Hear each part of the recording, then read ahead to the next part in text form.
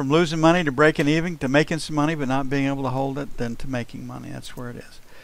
Okay, structurally we had identified this, really, you got up in here, this low volume area in the 20-30 area, and we haven't gotten there yet. We just kissed this high volume area right there, and that came from pretty much from that area way over there. Rumor fact trading situation, the market did go higher. They got every damn stop there was. It was set around 20 or at 2000, and now we're back down to 1979 on rumor fact trading. So this screen says, if it were to close right here, that we could buy weakness to retest resistance or get short if resistance held. And looking at the F2 screen,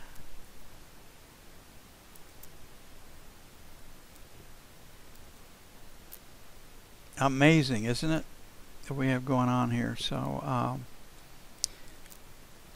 this one is a B in an up market. What's a B mean in an up market? Anybody? What happened today? Are those new shorts?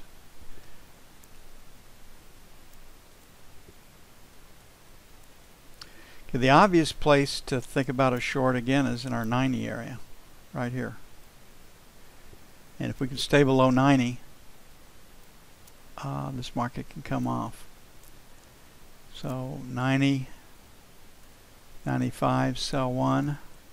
And we have this ledge, this three-letter ledge at basically 2000. So 99 to 04 would be sell two. I pick up that ledge and that ledge right there. And assuming that we close here in this 83 area. God, I can't believe, I might be right on my guess that Alec forced me into. Buying the 70-75 area. I think the trade is to find a place to get short to see if we can take out 75 because of the 4-day rally that we had. And then 60-65, picking up this area right here. 70-75 picks up that high volume number. The 60-65 picks up that low right there. And hopefully everybody can see that. Now, trading is a tough business.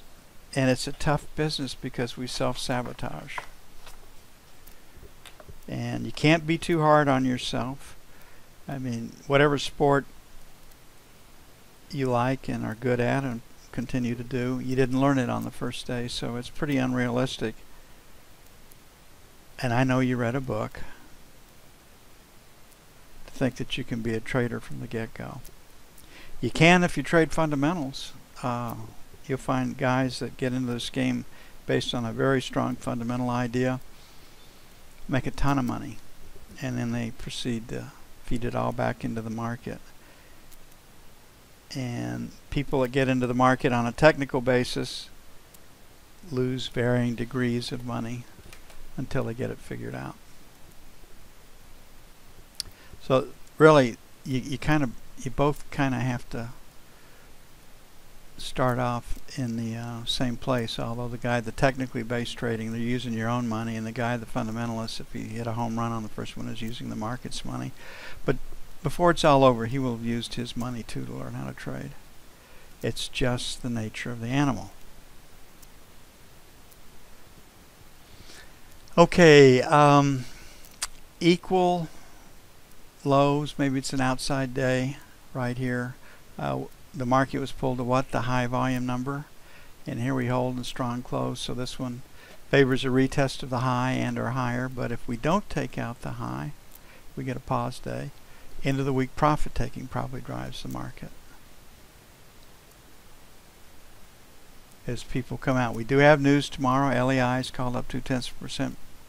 Market doesn't pay a lot of attention to it. Then at 1 o'clock, we have the Baker Hughes rig count, and it's still at 1,033. We lost 2 rigs in the Gulf, and I don't know where we picked up the others. Okay, so assuming a close right here, sell failure to take out 16 to 20, and then we're going to sell because the market has come off so much, 27 to 31. we'll open it up. On the buy side, the last rotate down was 9. Then we have this 2-letter ledge at 1. So 5 to 9 is buy 1. Would really like to get it done against 127. I like that 1 to 5 area a little better, but this is where support is right now, and we're going to lean against it. So no magic there. What's Charlie doing? I'm leaning against support. Then we got our breakout trade here from 29, so 25 to 29 will be buy 2. Because this market sold into the FOMC announcement, gotta like the buy side a little better.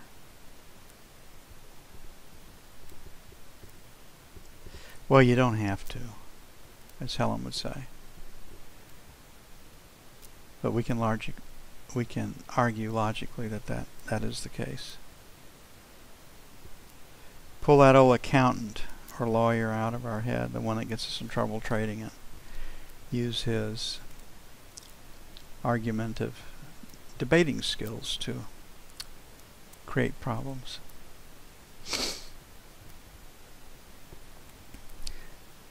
Fitch, you'll find that gal's like, I think her name is Josh Stone, but better. She's got a better voice, and she's got more nuanced than Josh Stone is.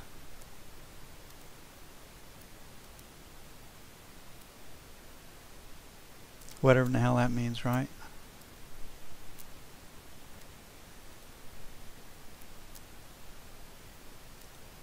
Big market, and it is still going. So on the sell side, got a low volume number at 19. We've got a high volume number at 12. We're in that area right now, so failure to get through 20.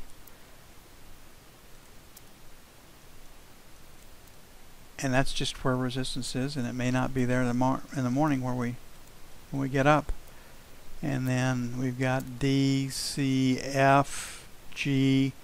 So really starting at 20, and then we have the spill from 01, so 27 to 31 would be sell 2. On the buy side, we broke it out at 52.30.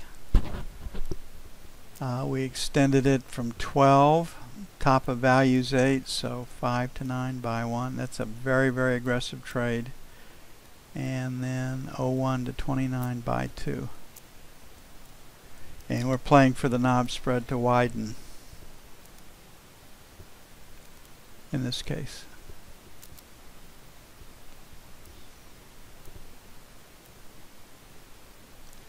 Will the Fed ever be able to raise interest rates? Look at the Bank of Japan. I mean, it is an interesting problem. What is going to bring our economy back? Less regulation, lower taxes. What are the odds of that happening before 2017? Not very good. And may not be good by then. But that's the only thing that's going to turn this around. And if you don't think that's a powerful tool, look at what Bill Clinton, W, lived off all the changes that Reagan made. And the Democrats are still howling about how good it was. Bill Clinton just was along for the ride. And fortunately, he had a Congress that stood up to him and did some other reforms that turned out to be pretty good. But the answer is simple. When Russia folded, look at Hong Kong, look at Singapore, look at the ex-communist states. What do they do? They set their taxes at 10 to 15%, and there were no regulations at that point in time. The books were pretty clean, and those countries really grew. And so people know how to grow economies. You decrease regulation, the regulatory burden, and decrease taxes. It's very simple.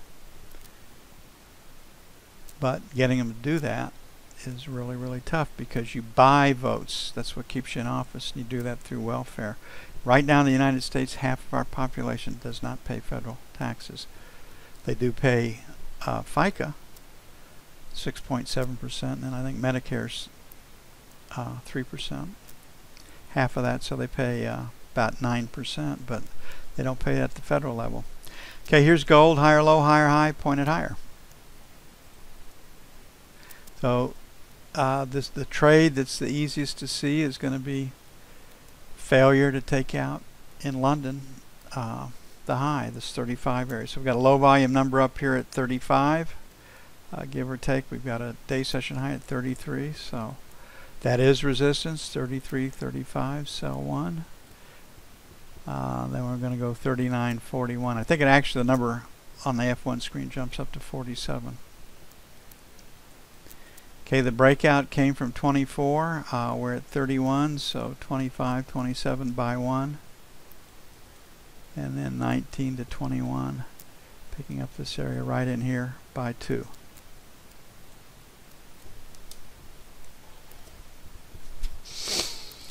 How do you cut down government spending? You put a freeze on hiring. There are no more people that are going to work for the federal government.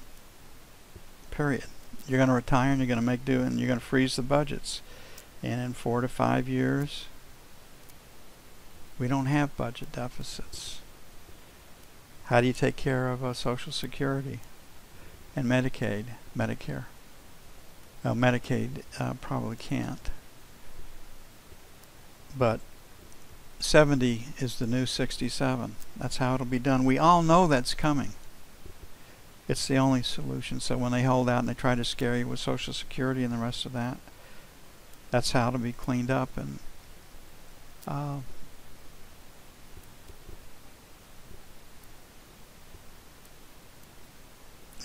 Medicare and Medicaid will be minimized. They'll try to slow the growth of that by making higher deductibles, higher copays, pay for medicine, etc. So we know it's coming. And why is it coming? Because there is no such thing as a trust fund. They use that as an excuse to spend that $1 trillion that was in Social Security if they'd let it go. They'd actually bought treasuries with it. They didn't. They spent the money and put an IOU in there. If you and I did it, we'd be in jail. Okay, higher low, higher high. We're into kind of a, got this high right here at 48.25. We've got that high at 48.75. This high at 49. So 48, 49.50, and 49 plus or minus is where resistance is structurally. Taking out that, so, and then 46, 46.25 is where it is to the downside. That's where support is.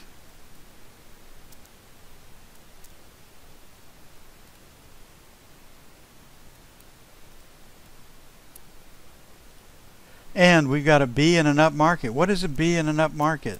Nobody's told me what that is when we see this pattern. What does it take to create a trend day?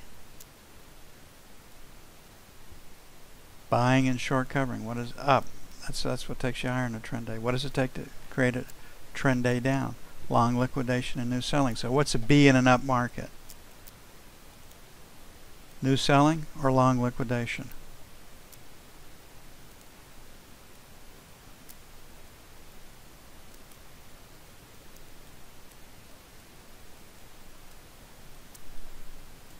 It is long liquidation, and that helps you, because what we would see when we would come in and we'd see, oh God, it's a B, we're going to get short, and the short would work for a little bit the next day. Then we get our heads handed to us, and we never understood that. Well, as a B, the market should be lower, but you have to understand the dynamic that create a B in an up market. Who's doing what to whom, and once you understand that, then it's not too difficult to trade. Okay. We have a B here. We know there's stops beneath 75. So let's make 46.75, 46.50 by 1. Let them do that in London. And then we've got all this volume down here below 46, and that's pretty good support. So stops below 46, 45.75, 46 for buy 2.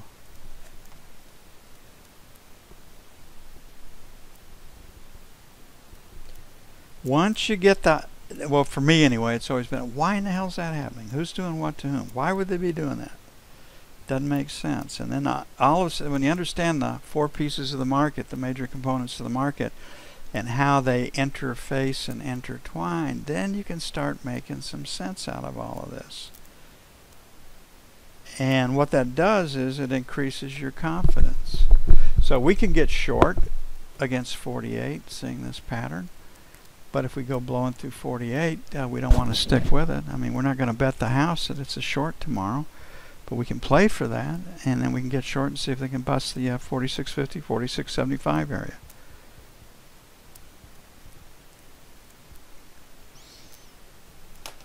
And that enables you to come into the market on a probe basis. I'm going to see how it takes my paper. I think that the market might be a sell, but I know it's long liquidation, so I'm going to try the short side of the market and see what happens. Well, didn't really break, did it? Well, the market's not ready to sell just yet. As opposed to, by God, I'm going to get on a short because this is the trade of the week or whatever it happens to be.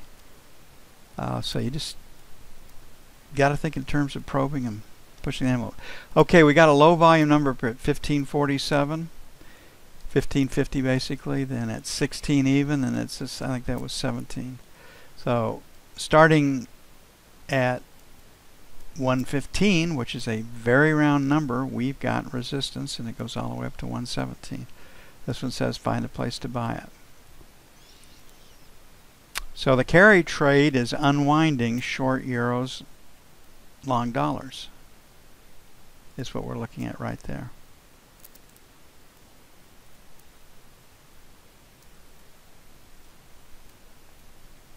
So 1450, that's a low volume area. That's going to be sell 1.